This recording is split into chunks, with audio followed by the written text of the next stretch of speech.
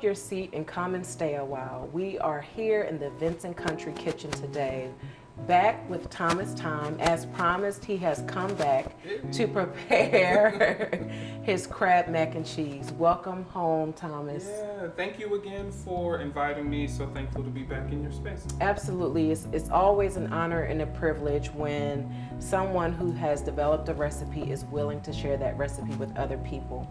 Sometimes people are stingy with their recipes because they're concerned about people taking ownership or reusing their recipes, but I don't ever feel that way because I think that with any recipe, the creator of that recipe has that special ingredient that no one else will ever be able to put in that. So it's going to be great, but it's even better if it comes from the source. So thank you for making the mac and cheese, and let's get right into it because we know it's going to take some time to bake, and I'm starving. How about you? Yeah, I'm famished for sure. I am ravenous, actually.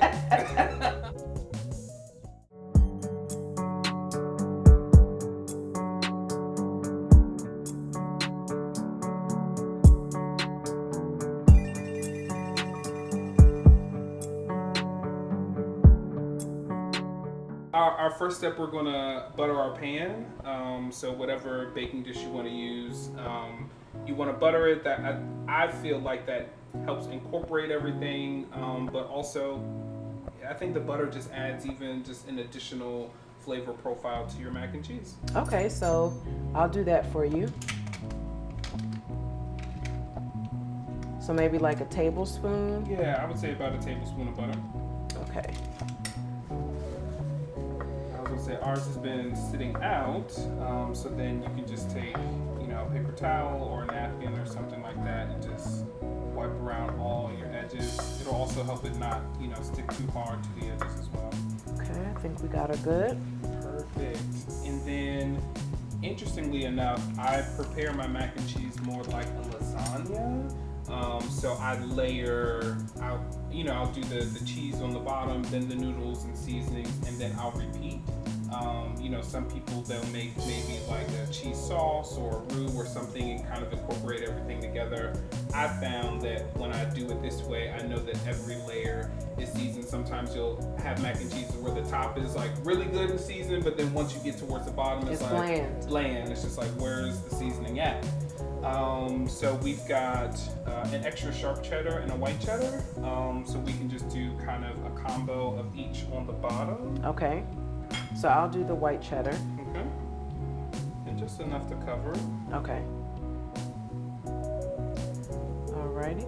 Perfect. And then our noodles. So this is about a box of elbow macaroni. Okay. So like 1 pound. And just creating a layer. We can both get in there. No. I want to be a guest at the table, Thomas. Yes. Okay, perfect. I love people don't realize that people often shy away from cooking for me. But if you really want to love me, invite me over for dinner. Invite me over for breakfast. Yeah.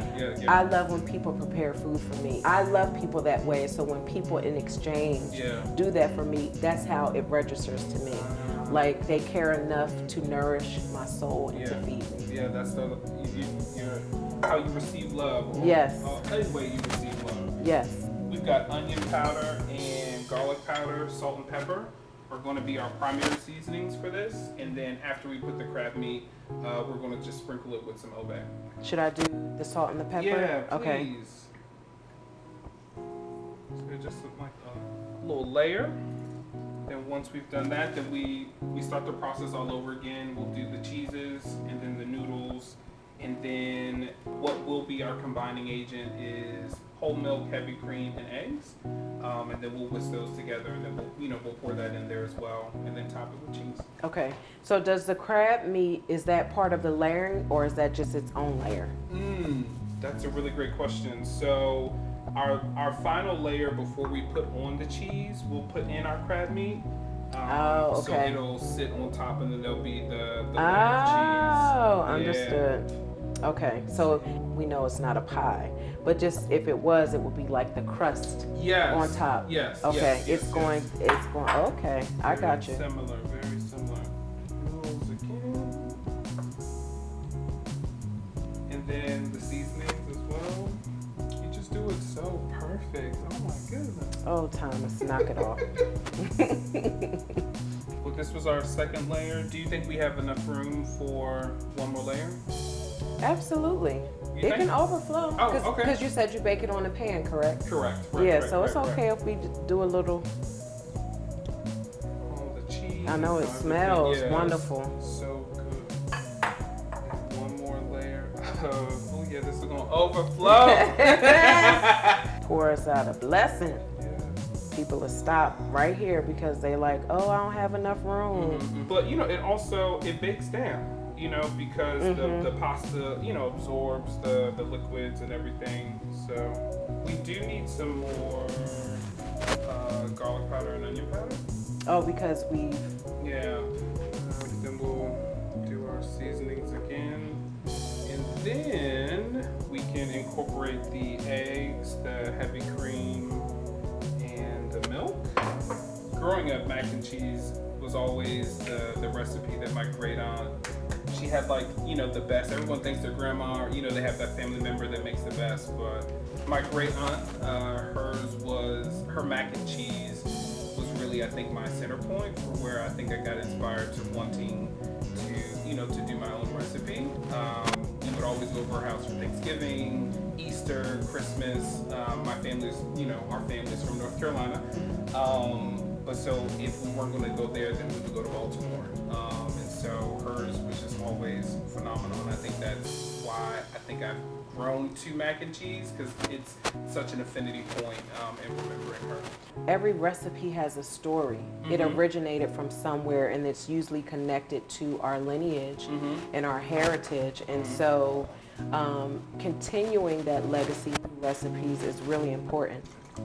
I implore people to share their recipes, continue to pass them down to generations, so that even when you're gone, you're still alive and well through the food that hits that table, and your great-great-grandchildren that haven't had an opportunity to connect with you while you were here on the earth, they get to connect with you through the dishes and the food that's on the table. Yeah, super important. Then we can pour it in. It's almost like a custard. Yeah, very similar to a custard, or how people, not quite a quiche, but just how quiches are, egg-based. You just want to make sure that it's not dry at all. Yeah, I mean, when the macaroni and cheese is too dry because the noodles separate. They're not adhering to one another. So that's when okay, this could have used some more of something to pull everything together. Yeah. Okay. And then now time, for our star player, the crab meat. The $1 million. This is what makes it the $1 million. Yes. Okay. And you can be as generous as you would like. We're making this for families, so, and I try not to break the lumps up too much, just so that you kind of get a lump bite of crab meat in every fork. Okay. I know we put the seasoning underneath, but do you season the crab meat?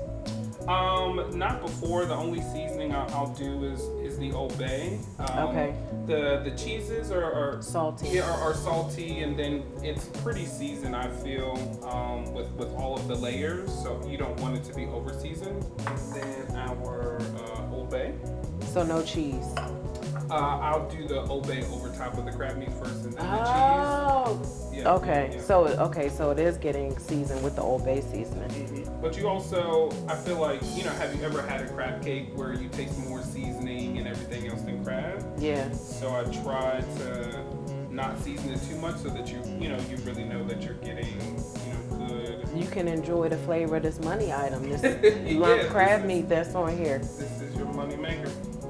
I mean, very rarely, you said you're from Maryland, so very rarely are you eating something that does not have Old Bay on there. Right.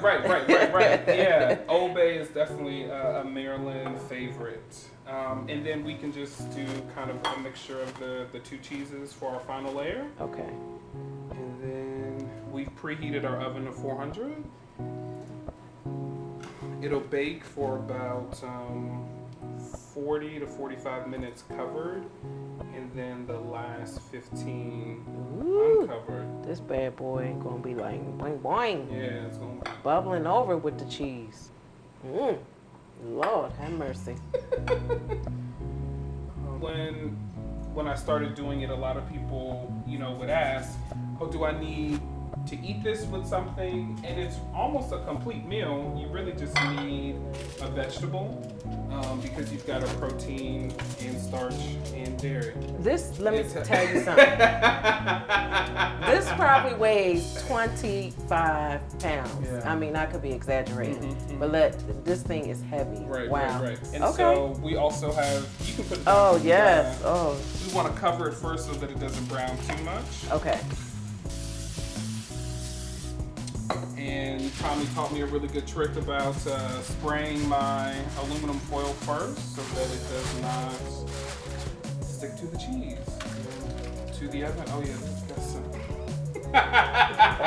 got some weight to it. Did you think I was joking, Thomas? Never. All right, so let's put it in. Okay.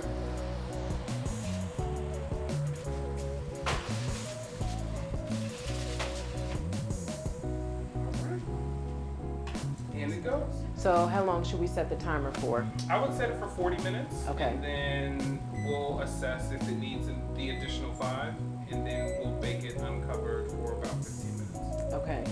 So even though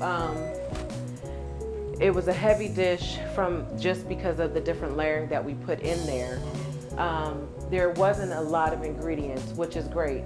It makes it easier for people to try it at home. Yeah. You had your 2 cheeses. Yeah. You had your noodles that were already cooked and prepared. You had your onion powder, garlic powder, salt and pepper. Yeah, so milk, eggs, and butter. And heavy cream. Yeah, and heavy cream. Yeah. So it's not too intimidating. It's definitely something that I've had people try and recreate as well, just because it's not this 200 list, ingredient list that some recipes have, and where you feel like if you're not at a certain cooking experience level that you'll be able to master. Yeah, but I definitely will say this. It's $1 million mac and cheese. So make sure when you prepare it that you're surrounded by people that you love and you care about, so you can pour this love into them, because they're worth it and they will enjoy it tremendously. You ready? Yeah, really excited.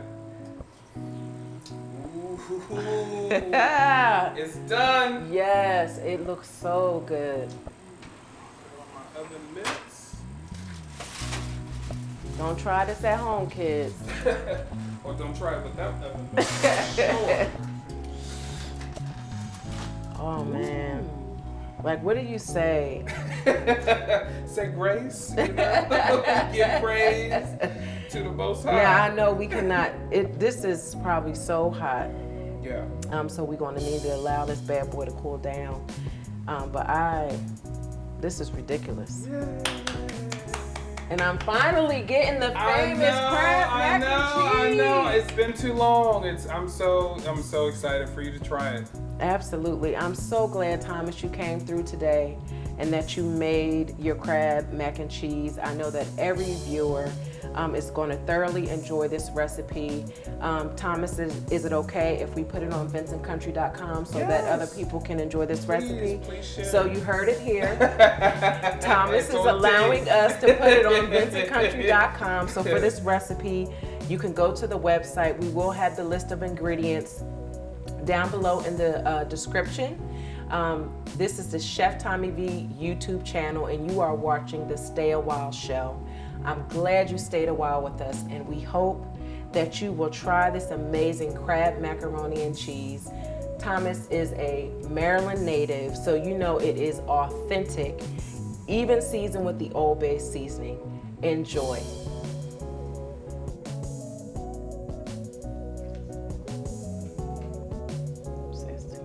You want some of this crust? Yes. Okay. Oh my gosh, you got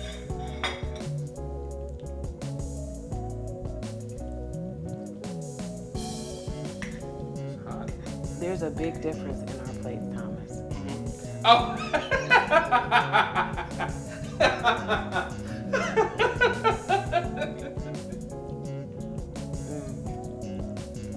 Good.